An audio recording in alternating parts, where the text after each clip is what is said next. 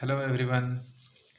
तो चलिए आज हम आप सबको दिखाते हैं कि हमें जो दिक्कत होती है कैलकुलेशन करने में कि इंटर काविंग पीरियड कैसे कैलकुलेट करें, lactation length, dry period, service period and gestation period.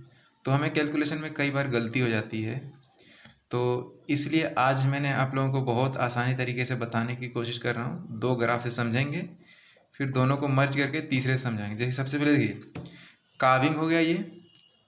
और काविंग क्या होता है आप समझते हैं। जैसे काविंग होता है तो अपना क्या होता है, लैक्टेशन लेंथ शुरू हो जाता है। ठीक है जी, ये लैक्टेशन लेंथ चल रहा है, अभी तक लैक्टेशन लेंथ चल रहा था।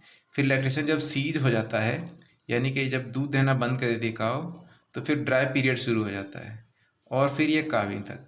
मतलब ये हुआ कि जो इंटर काविंग आ गया आपका, तो अगर लैक्टेशन लेंथ को ड्राई पीरियड के साथ जोड़ देंगे तब भी इंटर काविंग पीरियड आ जाएगा।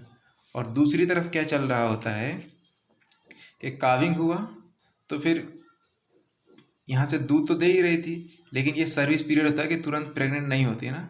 तो जब तक प्रेग्नेंट नहीं हो रही, यानी कंसेप्शन यहाँ पे हो रहा है, तो इस पीरियड को सर्विस पीरियड कहते हैं। और जब कंसेप्शन हो गया तो फिर से नेक्स्ट काविंग जब देगी तो इसी को बोलते हैं जेस्टेशन पीरियड। इसका मतलब ये हुआ कि इंटर काविंग का मतलब ये हुआ सर्विस पीरियड में अगर जेस्टेशन पीरियड को ऐड कर देंगे तो इंटर काविंग पीरियड आ जाएगा।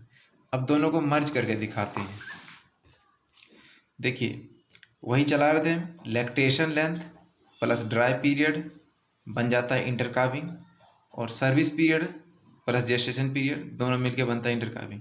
तो ये फॉर्मूला यही हुआ कि इंटर काविंग मतलब service period plus gestation period, ये इसी के बराबर हो सकता है lactation length plus dry period. अब किसी भी तरह क्वेश्चन आए आप कैलकुलेट कर सकते हैं आसानी से, कोई